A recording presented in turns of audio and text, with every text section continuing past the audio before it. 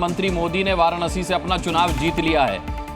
तो इसके लिए आपको बहुत बहुत बधाई। और सुबह जो बीजेपी मुख्यालय पर लड्डू बन रहे थे, अब आप उन्हें पूरी ऊर्जा के साथ, पूरे जोशो खरोश और एनर्जी के साथ बांट सकते हैं। हैट्रिक लगाई है, हैट्रिक लगाई है। लेकिन गौरव भाटिया जी, जीत का अंतर बहुत कम हो गया, ये बड़ी दुखद बात रही होगी। पिछली बार 4,70,000 वोट से ज्यादा का ऐसा है ये अंतर। जी गौरव जी, मैं आपको कुछ कीर्तिमान बताता हूं, क्योंकि आपने आदरणीय प्रधानमंत्री जी प्लीज कंप्लीट करें अपनी बात, प्लीज गौरव भाटिया जी कंटिन्यू। जो 12 साल तक लगातार मुख्यमंत्री रहे, चुनाव नहीं हारे, 10 साल से देश के यशस्वी प्रधानमंत्री चुनाव जीते हैं, हैट्रिक लगाई है, और उनके नेतृत्व में तीसरी बार लगातार भाजपा और एनडीए की सरकार आ रही है। ये अपने आप में नहीं दिखाता कि इतिहास रचा गया है। जो बात मैं कह रहा था मैं पूरी कर लूं जी। 2014 में वो छात्र फर्स्ट आया, 2024 में भी वो छात्र फर्स्ट आया, लेकिन कौन उंगली उठा रहा है? जो छात्र खुद फेल हो जाता है, उस छात्र को उंगली उठाने का कोई हक नहीं है। जो टीकरा फोड़ता है, उस छात्र को एनडीए और भाजपा पे कोई उंगली उठाने का हक नहीं है, जो स्वयं फेल होता आया है। इसलिए मैं ये कहूंगा, एक सकारात्मक चर्चा होनी चाहिए भारत में। एक जी ठीक है नरेंद्र मोदी जी के नेतृत्व में ये निश्चित तौर पर बड़ी बात है गौरव भाटिया, इसको नकारा नहीं जा सकता कि तीसरी बार अगर प्रधानमंत्री बनते हैं नरेंद्र मोदी, तो अपने आप में हिंदुस्तान के इतिहास में ये पंडित जवाहरलाल नेहरू के बाद दूसरे प्रधानमंत्री होंगे। लेकिन मेरा सवाल दीपक झा से है। दीपक झा, मैं मानता हूं कि इस बार अजय राय की हार का अंतर कम हुआ है, लेकिन इससे एक संदेश ये गया, और बीजेपी ने ये कहा कि देखिए इनके पास कोई चेहरा ही नहीं है, इतना ताकतवर कोई कैंडिडेट ही नहीं है जिसे ये पीएम के सामने उतार सकें। बार बार अजय झा, अजय राय, एक बार हारने के बाद, 2 बार हारने के बाद, तीसरी बार भी अजय राय ही मिले।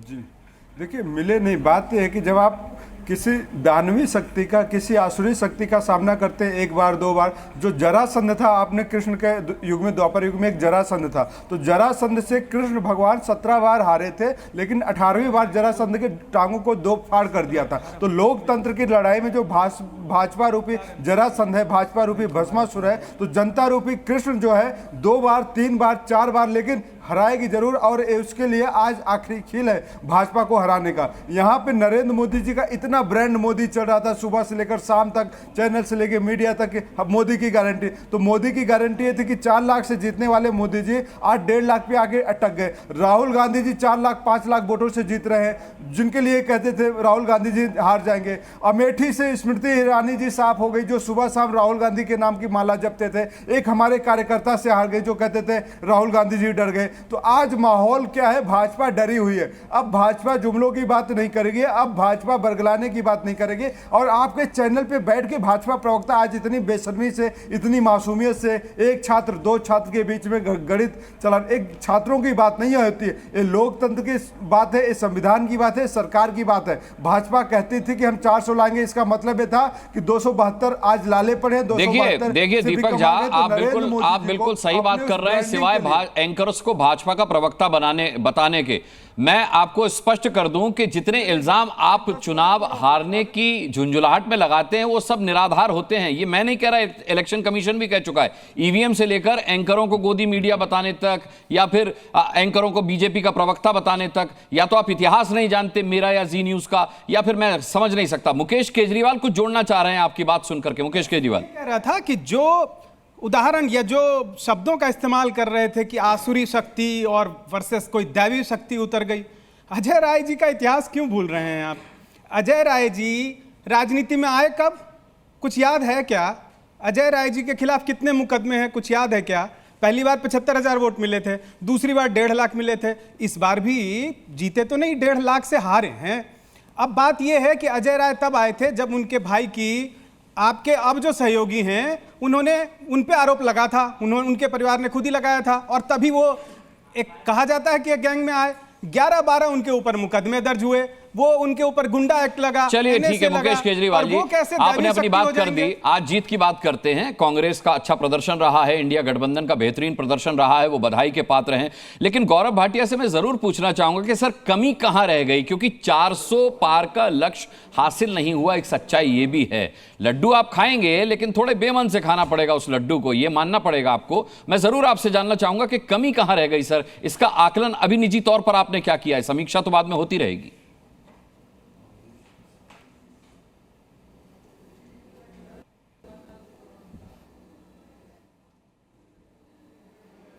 गौरव भाटिया जी, आपको मेरी आवाज मिल रही है?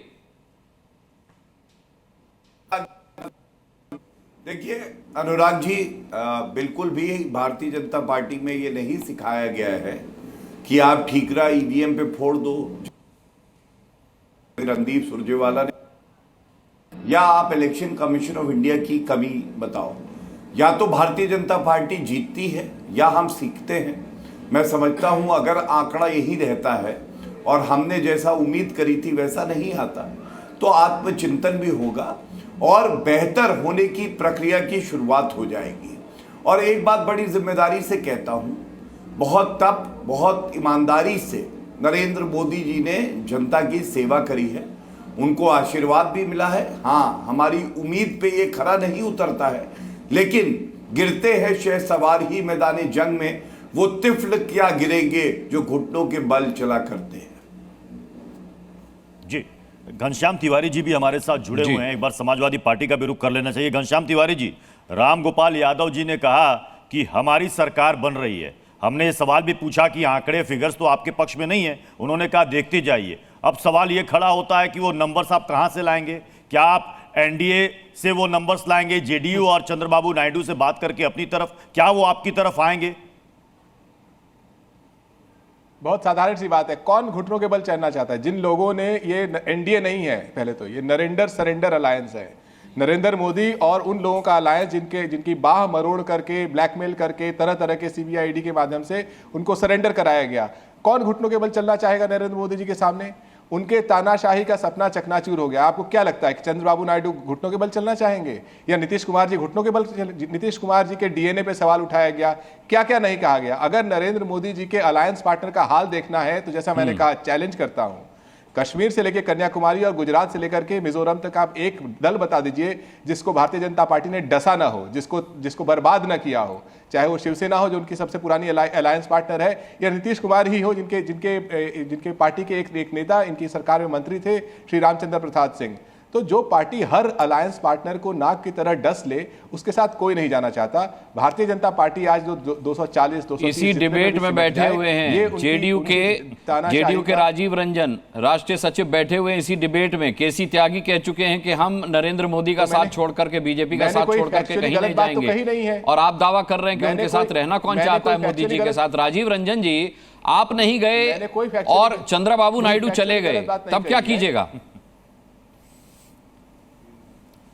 नहीं, मुझे नहीं लगता है कि चंद्रबाबू नायडू या नीतीश कुमार जी दोनों में से कोई कहीं जाने वाले नहीं है।